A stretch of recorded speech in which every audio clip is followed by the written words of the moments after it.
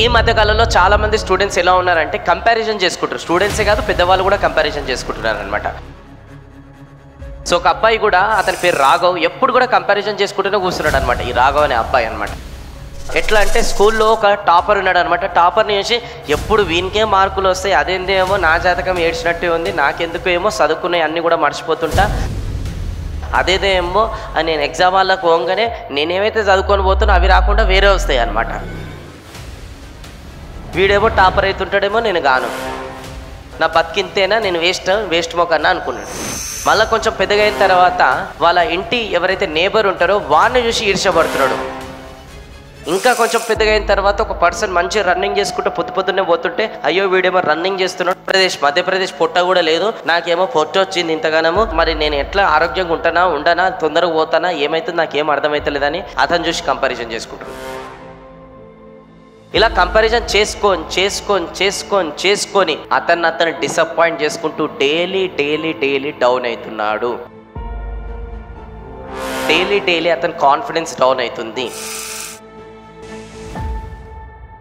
And end of the day అతను studies పైన focus చేయలేకపోతున్నాడు, పెద్దగా జాబ్ పైన ఫోకస్ చేయలేకపోతున్నాడు, ఇంకా పెద్దగా అయిన తర్వాత ఫ్యామిలీ పైన ఫోకస్ చేయలేకపోతున్నాడు. ఎప్పుడు చూడు డిసప్పాయింట్గానే ఉంటాడు. ఎప్పుడు చూడు అతని దగ్గర లేని దాని గురించే బాధపడుతుంటాడు అనమాట. నా దగ్గర అది లేదు, ఇది లేదు అని చెప్పేసి బాధపడుకుంటాడు. ఇలా బాధపడుతుంటే ఒక రోజు ఒక గురూజీ అనేది అతని లైఫ్లోకి వచ్చాడు. సో ఆ గురూజీకి వెళ్ళి కూర్చొని అన్నాడు, గురుదేవా, నాకు ఎప్పుడు కూడా ఆనందం ఉండదు, ఎందుకంటే నాకన్నా గొప్ప వాళ్ళని చూసి నాకు అప్పుడు కంపారిజన్ చేసుకొని నా దగ్గర అది లేదు ఇది లేదు అని చెప్పేసి నేను బాధపడుతుంటా, దీనికి ఏదైనా సొల్యూషన్ ఇవ్వవా అన్నాడు. సో అప్పుడు ఆ గురూజీ అనేది నెక్స్ట్ డే ఒక ఫారెస్ట్ దగ్గరికి రమ్మన్నాడు. అట్లనే ఫారెస్ట్ దగ్గరికి తీసుకెళ్ళి, ఇక్కడ చెట్లు ఉన్నాయి కదా, ఈ చెట్లన్నీ చూసి నీకు ఏం అర్థమవుతున్నాయి అంటే, మంచిగున్నాయి చెట్లు, చూడనీకి ముద్దుగున్నాయి, మంచిగున్నాయి, వెరీ గుడ్. ఇప్పుడు అక్కడ దూరం నుంచి 2 చెట్లు అబ్జర్వ్ చేస్తున్నాయి. ఏం కనబడుతున్నాయి? ఒకటేమో కోకోనట్ ట్రీ, ఇంకోటి మ్యాంగో ట్రీ, వెరీ గుడ్. ఇప్పుడు ఆ కోకోనట్ ట్రీ మ్యాంగో ట్రీ 2 ఒకటే, 2 ఫ్రూట్స్ కూడా ఒకటే కాదు గురూజీ, గట్లెట్లా అవుతుంది? అది కోకోనట్ ట్రీ హైట్ ఉంటుంది, మ్యాంగో ట్రీ చిన్నగా ఉంటుంది. కోకోనట్ ట్రీ ఏదైతే ఉంది కదా, అలా కొబ్బరి నీళ్ళు అనేది ఉంటుంది, మ్యాంగో ముద్దుగా మంచిగా ఉంటుంది కదా. వాళ్ళు ఒక పర్పస్ పైన వచ్చారు, వాళ్ళకు ఒక టాలెంట్ ఉంది, నువ్వు ఒక పర్పస్ పైన వచ్చావు, నీకు ఒక టాలెంట్ ఉంది. ఎట్లయితే కోకోనట్ ట్రీ మ్యాంగో ట్రీ 2 ఒకటి కావో, 2 ఫ్రూట్స్ ఒకటి కావో, నువ్వు అతను ఒకటి కాదు. నీ టాలెంట్ వేరు, అతని టాలెంట్ వేరు. అనవసరంగా నువ్వు కంపారిజన్ చేసుకుంటున్నావు. ఆ కోకోనట్ ట్రీ ఎప్పుడు కూడా ఈ మ్యాంగో ట్రీ అనేది హైట్ చిన్న ఉంది అని అది అనుకుంటే అది కూడా బాధపడుతుంటుంది. అండ్ ఈ మ్యాంగో ట్రీ అమ్మో అదంతా పొడుగుంది, నేను పొట్టుకున్నా అంటే అది బాధపడుతుంది. ఆ కోకోనట్ ట్రీ అంటే ఎప్పుడు కూడా నేను గట్టిగా ఉన్నా, మ్యాంగో లాగా మెత్తగా ఉంటే మంచిగా ఉంటుంది, ముద్దుగా ఉంటే బాగుంటుంది అని అనుకుంటే అది బాధపడుతుంది. ఆ మ్యాంగోనేమో నేను ఇంత మెత్తగా ఉన్న కోకోనట్ ట్రీ లాగా గట్టిగా ఉంటే బాగుంటుంది అని చెప్పేసి అది బాధపడుతుంది. సో అందుకోసం వాటి స్పెషాలిటీని వాళ్ళు గుర్తించి అవి సంతోషంగా ఉన్నాయి, నీ స్పెషాలిటీని గుర్తించి సంతోషంగా ఉండు అన్నారు. ఇంత చెప్పిన తర్వాత కూడా మనోడు సాటిస్ఫై కాలే, మళ్ళీ డిసప్పాయింట్. ఏమో గురూజీ అన్నీ బాగున్నాయి కానీ నాకైతే సాటిస్ఫై కాలే, ఇంకా కాలే సరేదా లీల దగ్గరికి తీసుకోండి. ఏమున్నాయి ఇక్కడ అంతా? అబ్బా చేపలు ముద్దుగున్నాయి, పైన ఏమున్నాయి? అబ్బా పక్షులు చాలా బాగున్నాయి. ఏమర్థమైంది? చేపలు నీళ్ళలో మంచిగా ఆడుకుంటేనే పక్షులు గాలిలో ఎగురుతున్నాయి.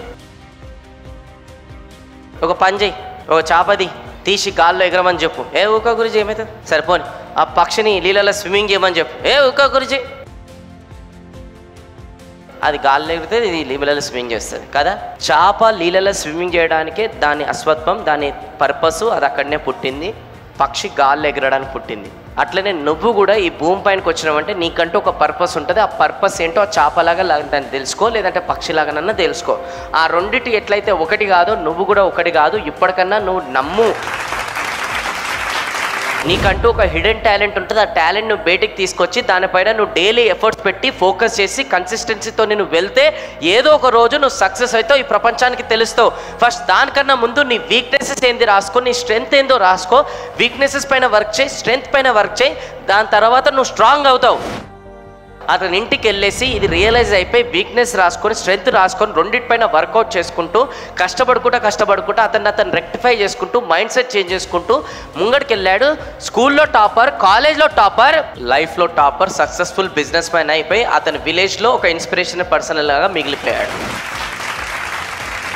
అందుకోసమే ఎప్పుడు కూడా మనం మన అక్కజల్లలతోని, అన్నదమ్ములతోని, ఇంటి పక్కన వాళ్ళతోని, టాలెంటెడ్ పీపుల్తోని కంపారిజన్ చేసుకోకూడదు. ఎవరు టాలెంట్ వాళ్ళది. భగవంతుడు మనని భూమి పైన పంపించిందంటే బేకారుగా పంపించలేదు. ఈ భూమి పైన మనకు పంపించిందంటే మనల్ని ఒక చరిత్రలో నిలిచిపోయేటట్టే మనకు పంపించాడు. మనం గ్రహించాలి. అది మనం గ్రహించకుండా మనని మనం తక్కువ అంచనా వేసుకొని ఎంతసేపు మనని మనం డిమోటివేట్ చేసుకుంటూ కూస్తే మనం ఎప్పుడు కూడా ముందరికి వెళ్ళలేం. ఒక్కసారి కూర్చొని మిమ్మల్ని మీరు టెస్ట్ చేసుకొని, మిమ్మల్ని మీరు కొంచెం ఎఫర్ట్స్ పెట్టి మోటివేట్ చేసుకొని, పుష్ చేసుకొని ముంగడికి వెళ్ళండి. దాని తర్వాత ఎన్నో అద్భుతాలు అనేది మీరు క్రియేట్ చేయగలుగుతారు.